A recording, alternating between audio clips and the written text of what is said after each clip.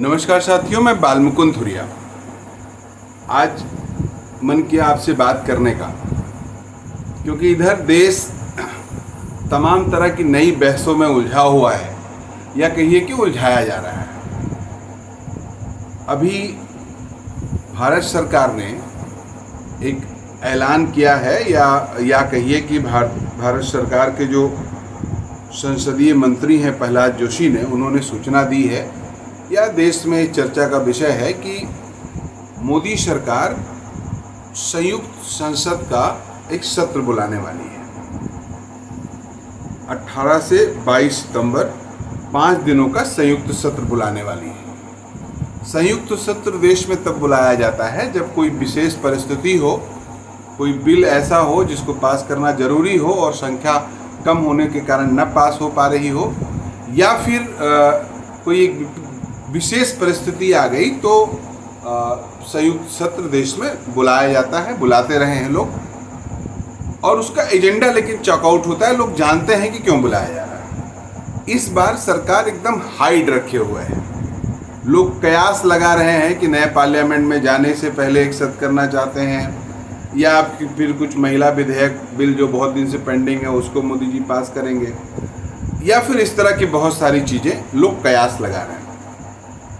लेकिन अभी आज पता चला कि इंडिया की जो वरिष्ठ नेता हैं, पूर्व कांग्रेस अध्यक्ष सोनिया गांधी जी ने भी एक खत लिखा है प्रधानमंत्री जी को कि ये 9 मुद्दे हैं, इन पे संयुक्त सत्र में जरूर बात हो, बाकी सरकार का जो एजेंडा हो उसको साफ करना चाहिए, विपक्ष को भी विश्वास में लेना चाहिए। लेकिन मोदी जी अपनी कार्यशैली की तरह ही रात को 8 बजे आएंगे और बताएंगे कि आज रात 12 बजे से 500 और 1000 के नोट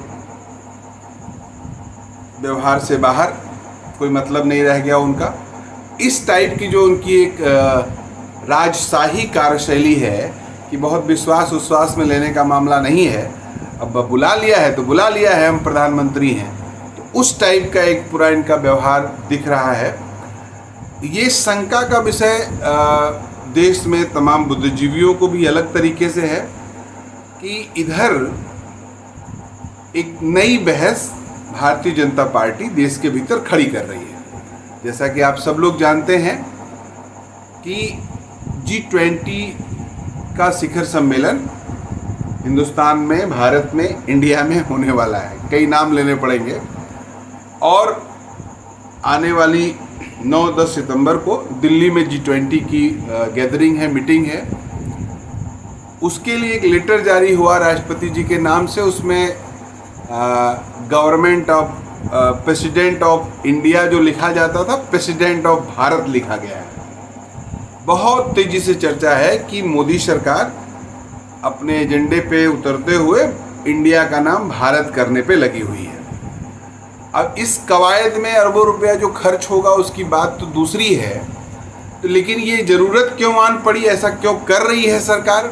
बहुत सारे मुद्दे हैं। मणिपुर पे अभी भी सरकार ढोलमोल है। महंगाई, बेरोजगारी ने कमर तोड़ दिया है। महंगाई ने तो जीना मुश्किल कर दिया है। बेरोजगारी का हाल बेहाल है, और चाइना लगातार घुसते आ रहा है। विदेश नीति में फेल हो रहे हैं, दुनिया भर दौड़ रहे हैं, लेकिन जिसको मित्र कह रहे हैं वही कब्जियाए जा रहा है। तो इस सब के बावजूद अचानक देशवा का नाम बदलने का कौन सी सख्त जरूरत आ गई? तो उस पर बात हो रही है कि विपक्ष ने जो गठबंधन बनाया है उसका नाम इंडिया रख दिया है। अब इंडिया गठबंधन के खिलाफ सरकार को और कुछ करना हो न करना हो, पहले देश का ही नाम बदल लिया जाए। कल से ही चर्चा हो रही है। मैंने राघव चड्ढा जी को देखा, जयंत जी को देखा, अरविंद केजरीवाल जी बोल रहे थे, और तमाम विपक्ष के नेता बोले कि अगर यही बात है तो कल को फिर से गठबंधन का नाम हम लोग बदल के भारत रख लेंगे या कुछ और रख लेंगे। लेकिन ये सरकार को इतना शॉर्टकट राजनीति करने का क्या सूझ रही है? इसका मतलब है कि सरकार इंडिया गठबंधन से घबराई हुई है। मैं विशुद्ध रूप से किसी बौद्धिकी में न जाके कि कोई सरकार है, उसको अपना जो 10 साल का रिपोर्ट देना है जनता में, उसके मार्फत वो अपना चुन के आएगी। जनता जो फैसला करेगी सिरोधैर्य है।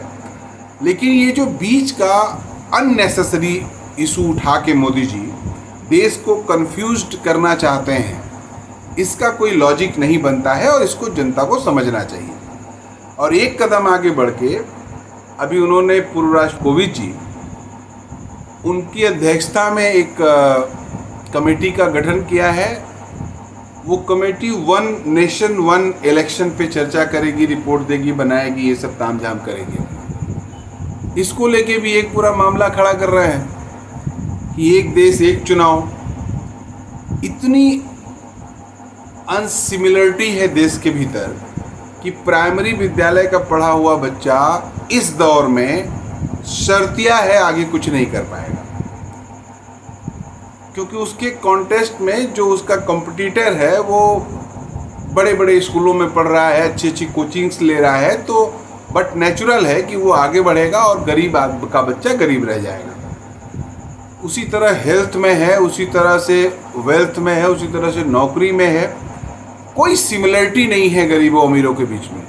तो ये बहस क्यों नहीं चल रही है कि वन नेशन और one health system, one nation one education system, ये सब पे बात करना उनको फिजूल लग रहा है। देश का हर आदमी स्वस्थ रहे, हर आदमी संपन्न हो, हर आदमी नौकरी रोजगार से जुड़े, हर आदमी का जीवन स्तर सुधरे, ये कोई इशू नहीं है। बस वन नेशन वन इलेक्शन होना चाहिए, क्योंकि पूरे देशवा पे जरिए चुनाव राज करने की जो छटपटाहट है वो स्पष्ट दिख रही है।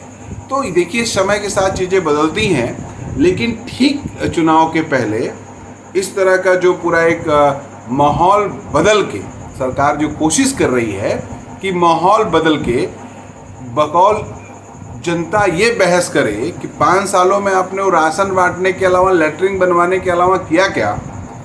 दुनिया भर घूमे, अरबों खरबों देश का खर्चा किए, कोई देश में न तो इन्वेस्टमेंट हुआ, न तो सही तरीके से आप देश चला पाए।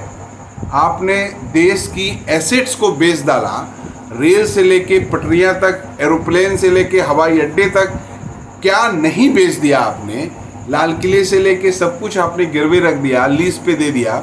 अडानी अंबानी जैसे लोगों की आप पे कितना प्रभाव है। अभी चंद दिनों पहले वो टीवी के मालिक हैं चंद्रा जी, उनका 500 करोड़ रुपया से ज़्यादा आपने छोड़ दिया।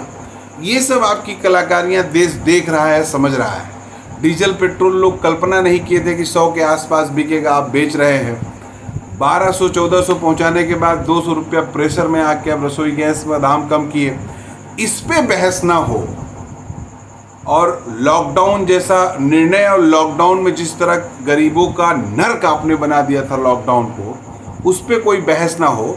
इसलिए आर्टिफिशियल बहस क्रिएट करने का जो सरकार ये काम कर रही है, इसको विपक्ष को जनता में पर्दाफाश करना चाहिए और आम जनमानस को भी इस बात को समझना चाहिए कि आज किस बात पे बहस हो। अगर इतने से काम नहीं बनेगा तो बाकी तो सनातन धर्म और धर्म पे हमला, ये सब तो है ही है। राम मंदिर, फिर मंदिर निर्माण में बाधा, ये सब तो है ही है। हिंदू और मुसलमान वाला खेल तो अभी बाकी ही है। तो ये सब करके एक बार फिर से भारतीय जनता पार्टी, आरएसएस और मोदी जी देश को अपने गिरफ्त में लेना चाहते हैं, कब्जा करना चाहते हैं। ये सब बातें मैं कह इसलिए रहा हूँ कि देखिए, सोचने का तरीका थोड़ा डिफरेंट करना होगा। हमको आपको वही नहीं सोचना है जो ये सोचवाना चाहते हैं। हमको आपको वो भी सोचना होगा जो हमारी आपकी समस्या है, जिसको लेके हम आप परेशान हैं। इसलिए इनके तय एजेंडे पे चलने के बजाय हमें अपना एजेंडा भी, जनता का एजेंडा भी सतह पे रख के अपना काम करना है। थोड़ा मंथन करिएगा, सोचिएगा। आशा है हम लोग देश के हित में कुछ अच्छा कर पाएंगे। नमस्कार।